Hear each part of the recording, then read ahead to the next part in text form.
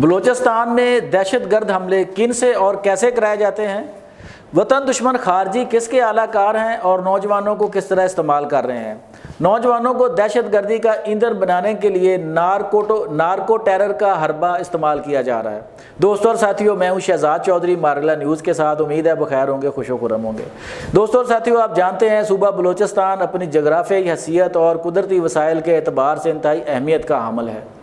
Gwadar airport گہرے پانیوں کی قدرتی بندرگاہ ہے، ساتھ ہی عنقریب گوادر انٹرنیشنل ایئرپورٹ بھی فنکشنل ہو رہا ہے، جہاں پر دنیا کے سب سے بڑے طیارے بھی لینڈ کر سکیں گے۔ اور اب سی پیک جو ہے وہ بھی اسی خطے سے گزرنا ہے، جس کی بنا پر پاکستان کی ترقی جو ہے، جو دنیا کو نظر آ رہی ہے، وہ ہمارے اندرونی اور بیرونی دشمنوں کو ہضم نہیں ہو رہی۔ شاید یہی وجہ ہے، بلکہ حقیقت ہی یہی ہے کہ بلوچستان پچھلے طویل عرصے سے خانہ جنگی اور دہشت گردی کا شکار ہے۔ ہمارے ایک انتہائی سینئر اخبار نویس، تجزیہ کار اور کالم نگار نسیم الحق زادی صاحب اس حوالے سے بڑے معتبر اخبار نویس ہیں کہ وہ بڑی گہری نظر رکھتے ہیں بلوچستان میں دہشت گردی کی صورتحال کے حوالے سے۔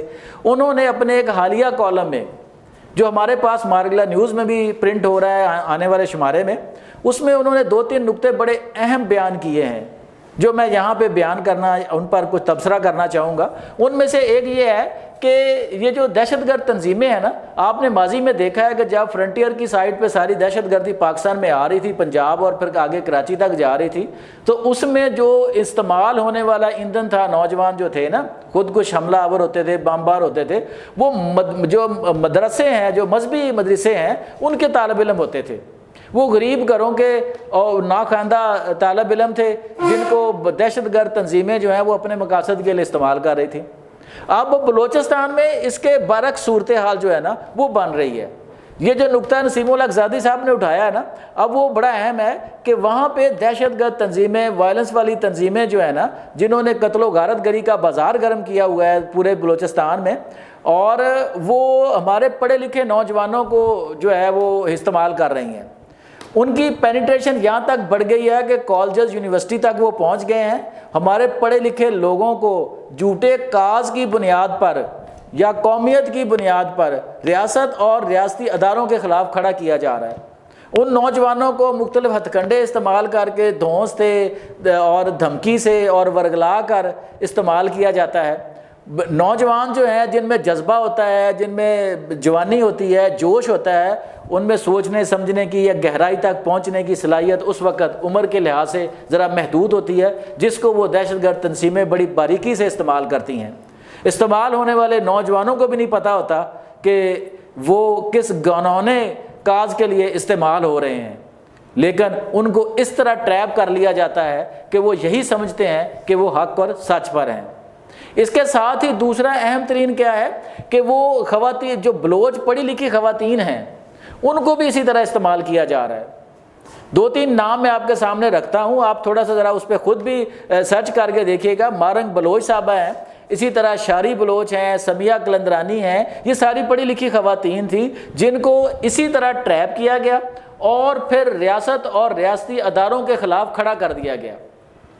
جو نوجوان، اب دیکھیں مزے کی بات یا دکھ کی بات کہ جو نوجوان اس ایندھن کا حصہ نہیں بننا چاہتے، جیسے میں نے کہا کہ ان کو ڈرایا دھمکایا جاتا ہے، اگر جو اس میں بھی نہیں آتے ڈرانے دھمکانے میں، ان کو پھر یا تو غائب کر دیا جاتا ہے اور پھر مار دیا جاتا ہے، اور اس کا ملبہ بعد ازاں ریاست اور ریاستی اداروں پر ڈال دیا جاتا ہے۔ بے شمار جو مسنگ پرسنز ہیں، جب تحقیق کی جاتی ہے تو پتہ چلتا ہے کہ وہ جو مارے گئے لوگ ہیں یا جو غائب شدہ لوگ ہیں، جن کے نام پر شور و غوغا کیا جا رہا ہوتا ہے، وہ ایسے ہی نوجوان تھے جن کو ان دہشت گرد گروپوں نے خود ہی اغوا کیا یا خود ہی مار دیا۔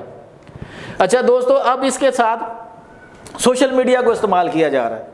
سوشل میڈیا کو اس طرح استعمال کیا جا رہا ہے کہ آپ کو حق اور سچ میں تمیز کرنے کی صلاحیت ہی آپ میں ختم ہو جاتی ہے۔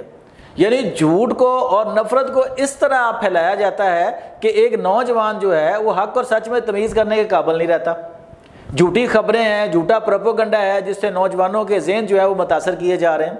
और इन सब से बढ़कर फिर जैसे मैंने कहा था नार्को टेरर के नाम पे, वो नार्को टेरर क्या है कि जो नौजवान वर्गलाए जाते हैं, जिनको अपने पास लाया जाता है किसी तरह, फिर जो देखा कि ये नौजवान उस तरह उसकी ब्रेन वॉशिंग नहीं हो पा रही, ये तरगीब में नहीं आ रहा, तो उसको वो मनशियात की तरफ लगाया जाता है। मखसूस किस्म की ये मनशियात हैं जिन पर उनको लगाया जा रहा है। उन मनशियात के ज़ेर असर उनके सोचने समझने की, हक़ और सच में तमीज़ की सलाहियत जो है ना, वो तकरीबन ख़त्म हो जाती है। फिर वो एक मशीन की तरह आलाकार बन जाते हैं जिनको ये लोग रियासत और रियासती इदारों के ख़िलाफ़ इस्तेमाल कर रहे हैं।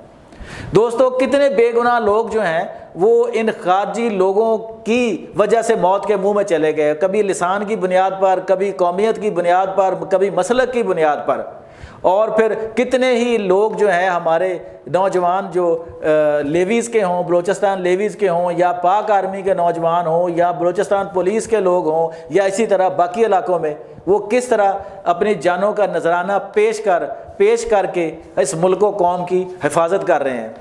दोस्तों, ये हमारी तरक्की जो है, ये गवादर की तरक्की जो है, ये पाकिस्तान की तरक्की जो है, ये सी पैक के ज़रिए जो मुमकिन सामने नज़र आ रही है, ये हमारे अंदरूनी और बैरूनी दुश्मनों की जान निकाल रही है। आज हमने ज़रूरत इस अमर की है कि हुकूमत, अवाम और रियासती अदारे मिलकर इनके ख़िलाफ़ खड़े हो जाएं। हमें सबसे पहले ये जो हम दहशत गर्दों के ख़िलाफ़ माज़रत खाना रवैया इख्तियार करते हैं, हमें सबसे पहले उस माज़रत खाना रवैये को वापस लेना होगा कि ये किसी सूरत रियासत और अवाम के दोस्त नहीं हैं। इनके जो इनके सरपरस्त हैं वो बैरूनी आका हैं, जिनकी इमा पर, जिनकी सरपरस्ती में, जिनकी फंडिंग से ये रियासत पाकिस्तान को यरगमाल बनाए हुए हैं। चंद एक मुट्ठी भर लोग जो हैं वो किस तरह 24 करोड़ के अवाम को यरगमाल बना सकते हैं। हुकूमत पाकिस्तान को और अवाम को अज़म करना होगा कि वो अपने रियासती अदारे जो हैं, जो इन दहशत गर्दों के ख़िलाफ़ फ्रंट फुट पर लड़ रहे हैं, हमें हर सूरत ताकत बनकर उनके पीछे खड़े होना होगा। इसी में हमारी बका है, इसी में हमारी कौमी सलामती और तरक्की का राज पिन्हा है। ये बड़े ही जो है वो तहलका खेज़ और जो है वो मुश्किल जो है हालात हैं जिनसे हम गुज़र रहे हैं, जिनकी तरफ नसीमुल अज़ादी साहब मुसलसल जो है कौमी प्रेस में लिख कर कौम को आगाह कर रहे हैं, जिन पर मैंने भी आपकी अपनी आरा आपके सामने रखी हैं। इस हवाले से आप क्या कहते हैं, आपकी क्या राय है, कमेंट्स में हमें ज़रूर आगाह कीजिएगा। आज तक के लिए इतना ही। शहजाद चौधरी को इजाज़त दीजिए। अल्लाह निगहबान।